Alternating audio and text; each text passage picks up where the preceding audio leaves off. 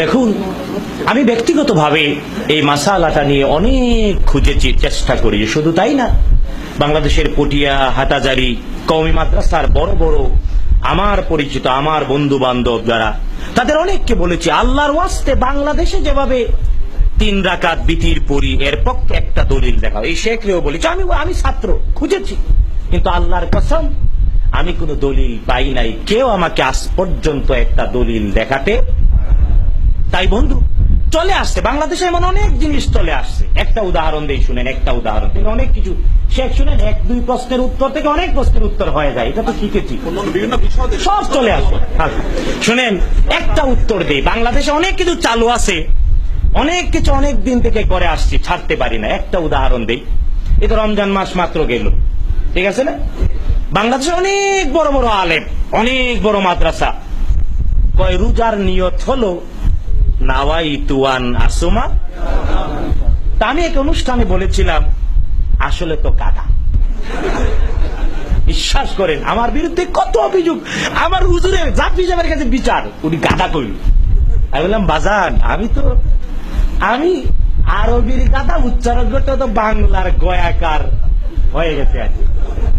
কিন্তু বাস্তবতাটা দেখুন, কয় সেহরি খায়া, সুহুর খেয়ে, শেষ রাতে খাবার খেয়ে ফজরের সময় নিয়ত করো নাওয়াইতু আন, আমি এই মর্মে নিয়ত করিতেছি যে আসুমা গাদা, আমি আগামীকাল রোজা রাখবো। দেখেন, এটা প্রচলিত আছে না নাই? ব্যাপকভাবে বড় বড় হুজুররা পর্যন্ত করে। আমি বড় হুজুরদের এক অনুষ্ঠানে কইলাম, দেখেন, আমরা যারা ঘড়ি ব্যবহার করি, ঘড়ি জিনিস মান সময় অনুযায়ী ঘড়ি, রাত 12টার পরে যদি আগামীকাল বলে, রাত 12টার পরে আগামীকাল যদি বলে, তাহলে বুঝতে হয় পরের দিন রাত 12টার পরে, ঠিক না বেঠিক? এটা হলো গ্রিনিস মান সময়ে ইংলিশ যারা চর্চা করে এদের। আমরা যারা আরবি, শরিয়াত আরবির তাদের হিসাবে, ঠিক না বেঠিক? শরিয়তে সূর্যাস্ত যাওয়ার সাথে সাথে আজ শুরু হয়ে যায়, ঠিক না বেঠিক? যে কারণে আগামীকালের, আগামী দিনের বেলায় রোজা রাখবো, তারাবি পড়ছি রোজার কখন? এশার নামাজে, ঠিক না বেঠিক? সূর্যাস্ত যাওয়ার সাথে সাথে রাত আগে, দিন পরে, চাঁদের হিসাবে। তো শরীয়তের হিসাবে আগে রাত, তারপরে দিন।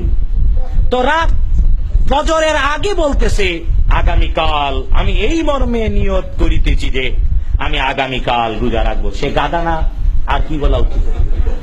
আরে ভাই, আমি কি বুঝাতে পারছি? গাদারও তো একটা সম্মান আছে, সম্মান আছে না নাই? আমি দলিল দিলাম কোরআন আল কারীম থেকে। আল্লাহ তাআলা বনি ইসরাঈলের উদাহরণ দিতে এগুলো বলেছেন, মাসালুল্লাযীনা হুম্মিলুত তাওরাতা সুম্মা লাম ইয়াহমিলুহা কামাসালিল, কে বলেছেন? হিমার, গাদা। তো আসলে বাংলাদেশে আমরা অনেক দিন থেকে গাদা আছি না নাই? আরে ভাই, আমি কি বুঝাইতে পেরেছি? এটা হিংসা নয়, দুঃখ কষ্ট নিয়ে বলছি। তো অনেকদিন থেকে চর্চা করছি, এমন অনেক জিনিস বাংলাদেশে আছে যে আমরা গাদার হালতে চর্চা করছি। মানুষ হওয়া উচিত। রাগ করেন না, কেউ রাগ করেন না, আমি মজা করলাম আর কি। আপনারা রাগ করেন নাই তো? আপনারা হারামাইন শরীফাইনের দেশে রয়েছেন, ইবাদতটা বিশুদ্ধ করার চেষ্টা করুন, রাজি আছে? আর বিশুদ্ধ ইবাদত, আমি অনেক চেষ্টা করছি, বিশ্বাস করে। আমার মসজিদ, আমি যে সুবহানবাগ মসজিদে, আমি এখনো 100% অনেক কিছু করতে পারিনি, চেষ্টা করে যাচ্ছি। বুঝতে পেরেছি? কারণ মানুষের সংখ্যা কম, গাদার সংখ্যা কি? সত্যি বিশ্বাস হয়? আসুন না, সকল গাদারা মানুষ হোক। আল্লাহ তাআলা আমাদের সবাইকে মানুষ বলে কবুল করুন, বলেন আমিন। আরো জোরে বলেন আমিন।